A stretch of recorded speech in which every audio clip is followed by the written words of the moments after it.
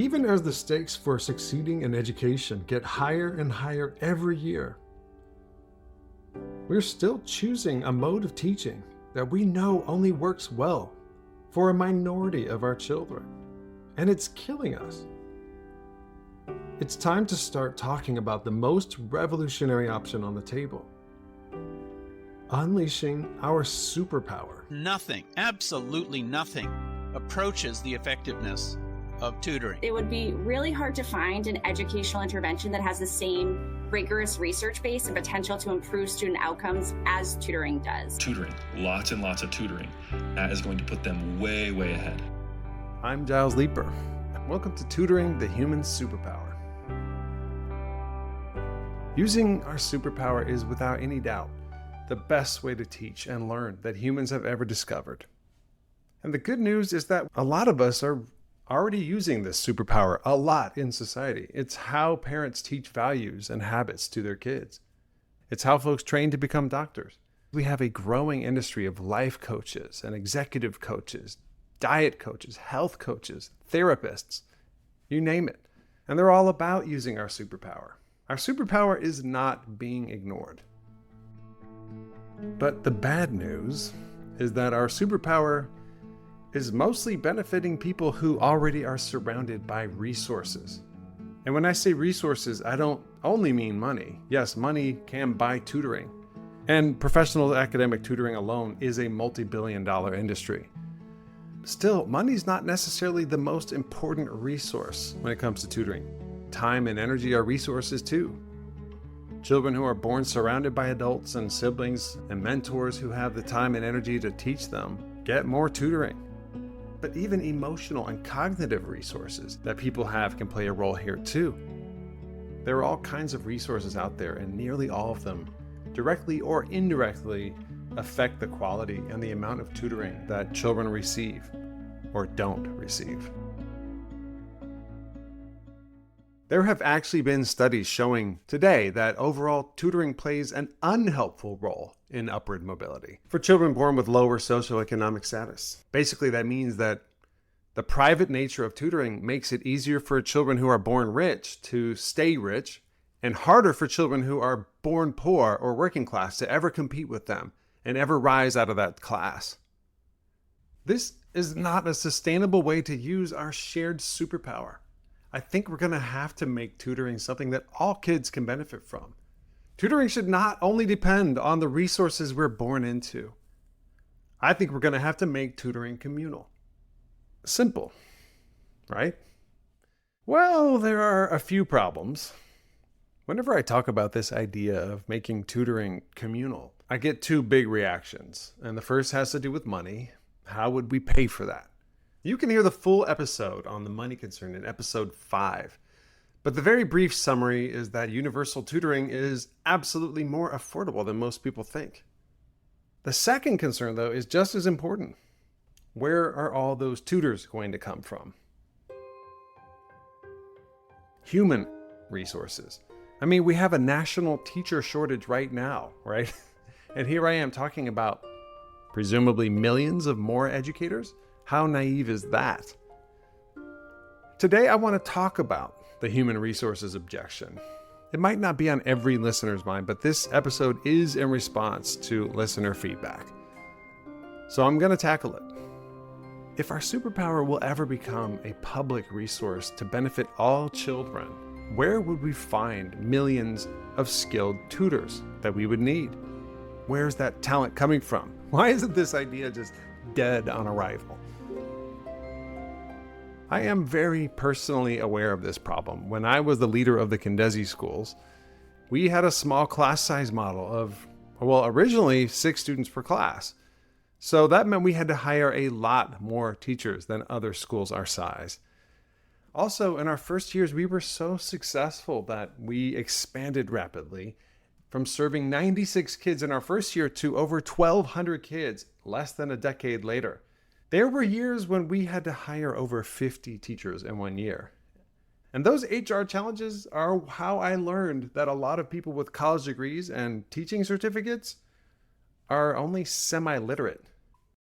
I am not criticizing those people. I'm not criticizing any individual teachers, but I am criticizing the system that failed them and then encouraged them to go spend time and money on college, but was unable to get them above the 5th grade reading level. Many college grads have been let down by our school system. It's well known that 1/4 to 1/3 of our college-educated people in America are not proficient in the basics, reading, writing, math. It's also known that many of them go into teaching. Let me be absolutely clear.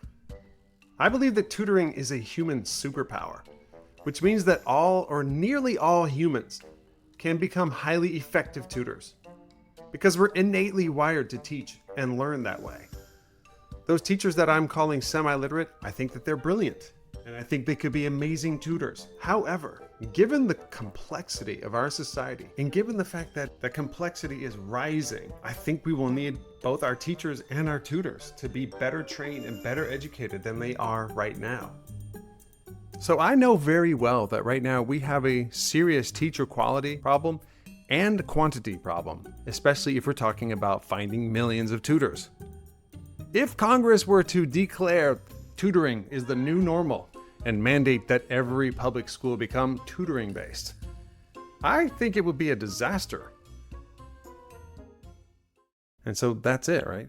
Case closed. Maybe we can stop talking about unleashing our superpower now and just accept that our superpower will always mostly belong to families with more resources. Shockingly, I'm not ready to accept that. In fact, I think we can get millions of more educators than we have today. And I even think those average tutors will be better educated and better prepared for teaching by far than our average teacher is today. And today I'm going to explain exactly why I think that's possible. The problem with that whole congressional mandate test is that asking whether we could fulfill an act of Congress mandating tutoring is just not the right question to ask. To see what I mean, let's look back at a time when something important and good did happen in public education. 1870, right when the incredible high school movement began. In the year 1870, there were only about 200,000 teachers in America, and most of them did not have a high school degree. Less than 2% of people had completed high school in America at that time, and there were lots of high-paying jobs for those few, so it wasn't possible to require teachers to all have a high school degree, much less a college degree, especially since teaching was not a high-paying position. Teaching in 1870 was a profession for people who had about an 8th grade education. So, in 1870, ask yourself this: how would a person have sounded if they had proposed an idea that would require 10 times as many teachers and would require every teacher to have a college degree, not just a high school, college? They would have been calling for the number of teachers and the quality of teachers to go up at the same time by a lot. In 1870, that would have sounded completely ridiculous. Any useful statement about the future should at first seem ridiculous. And yet, of course, that is exactly what happened over the next century. Extremely rapid population growth, but also shrinking class sizes, higher attendance rates, and then of course tens of thousands of new public high schools. All of them increased the need for ever more and more teachers. From 1870 to 1970, the number of teachers in America increased tenfold, from 200,000 to over 2 million. At the same time, the quality of those teachers rose too. By 1970, all those 2 million teachers had more than an 8th grade education. In fact, they all had more than a high school degree. Actually, virtually all of them had college degrees, and the vast majority were even trained and certified to be teachers. And the average American IQ in 1970 was about 20 points higher than it had been at the turn of the century when they started measuring the IQs. So in this case, better educated did actually mean smarter. How is it possible that such a ridiculous thing can happen? How can both the quality and quantity of teachers go up at the same time? So much. The simple one-word answer to that question is slowly. Here's how it happened. Nobody in 1870 asked themselves how could they possibly find enough teachers to send everybody in America to high school. They asked themselves, can our little community find enough teachers for just one or two very small high schools? And the answer, especially in the towns and the cities, was often yes. In the 1870s, Americans built thousands of new, tiny public high schools, usually less than 50 kids. And that was enough to increase the high school graduation rate up from 1.7% to 5%. It wasn't much, but it was very important. Increasing the high school graduation rate also allowed the college graduation rate to go up too. And as interest in those new public high schools rose gradually and enrollment started to climb, there were 3 times more people with high school degrees. They had laid the groundwork and they were ready to take off. From 1900 to 1930 was the all-time highest pace for starting new high schools. An average of 1 new high school was built each day. The high school graduation rate doubled to 10% pretty quickly. And then college graduation rates too shot up. Now we're talking about millions of new highly educated people. Some of them will become the teachers of the next generation. For about 4 generations in a row, each new generation was significantly more educated than their parents. And this made them able to teach the next generation even better than they had been taught.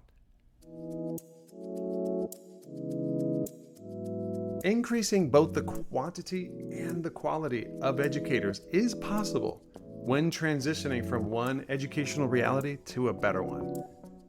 But it's incremental and it's slow.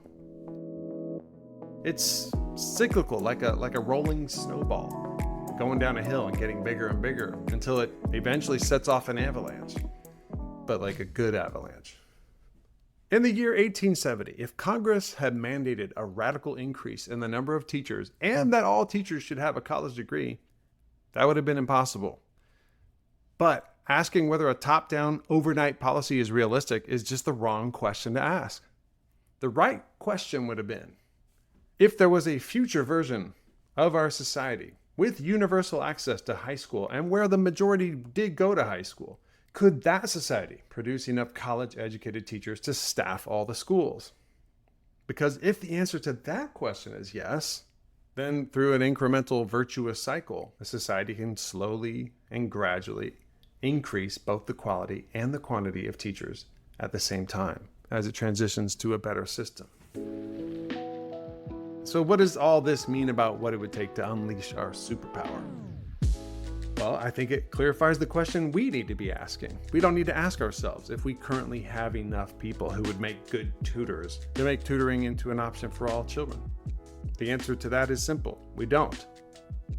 But the question we should be asking is this one.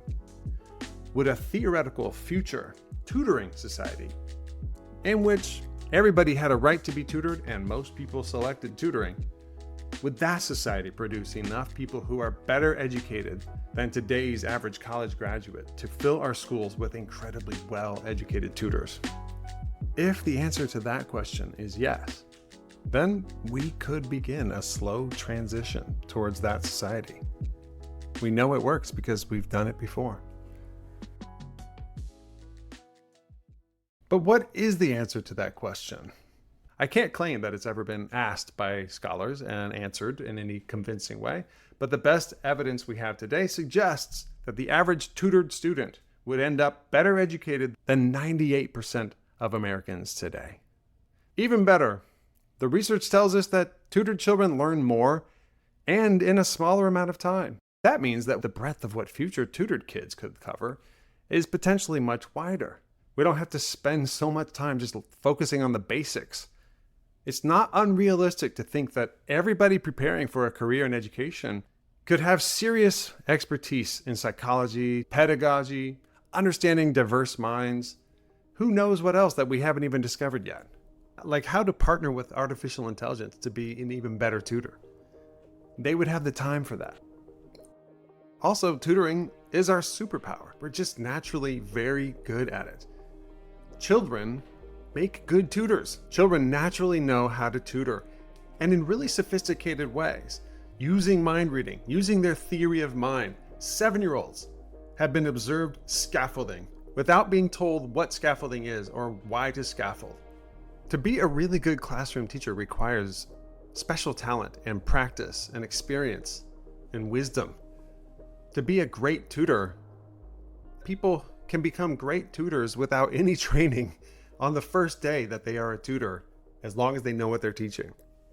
And this is important too, the research also tells us that most people enjoy tutoring a lot more than teaching a conventional classroom, especially when behavior problems become a serious factor. And so in this future, the pool of willing applicants who are highly educated, highly prepared to educate, highly talented at educating, and who want to educate could absolutely trounce what we think of as normal today.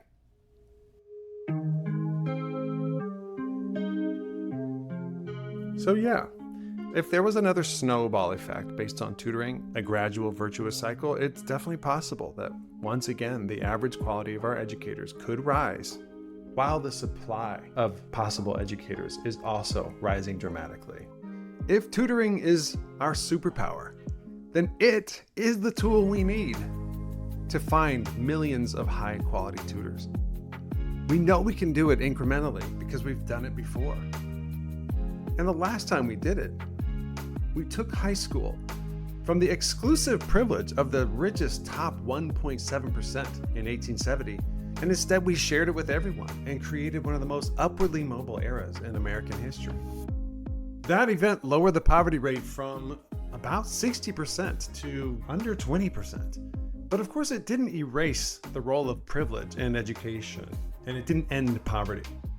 It didn't equalize the classes. Did you know that 50% of our children in public schools today qualify for free and reduced lunch? That means that half the kids are poor or near enough to poor. That's over 25 million beautiful children. It's harder today for most of them to rise above the class that they were born into than it was when the high school movement was in full stride back in the mid-20th century. And today, it's well known that the higher the free and reduced lunch rate, generally the worse the learning is in that school.